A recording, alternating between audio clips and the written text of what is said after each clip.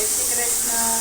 જો ફ્રેન્ડ તારી સામે વાળામાં ખીચડી મૂકી દીધી છે અને ભીંડા મોરીને રાખેલા છે, મીઠો લીમડો છે અને લાલ ચટણી લસણવાળી અને ગેસ ઉપર તેલ મૂકી તકવા રાઈ જીરું નાખ્યું છે.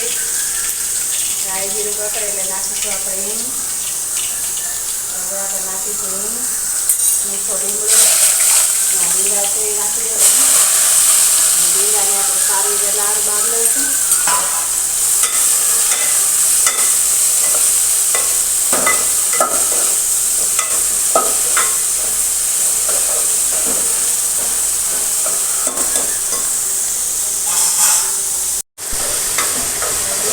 આપણે રસોઈમાં આપણે હલાવતા રહીશું જેથી કરીને ભીંડા ભરી ન જાય.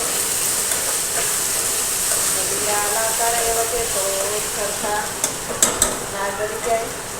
હજી આપણે તેને થોડી વાર માટે ઢાંકી દઈશું. ખીચડી આપણી બની રહી છે.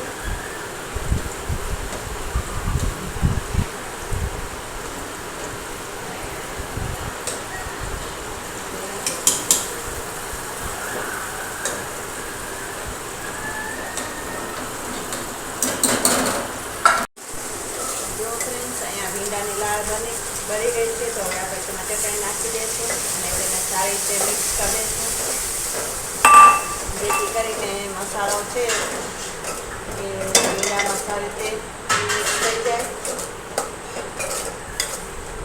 તો જો આવી રીતે હલાવશું તો લસણવાળી ચટણી પણ બરાબર તેલમાં પકડાઈ જશે અને શાક ખૂબ ટેસ્ટી બનશે. તેલ વાળવા આવે ત્યાં સુધી આપણે તેને હલાવતા રહીશું.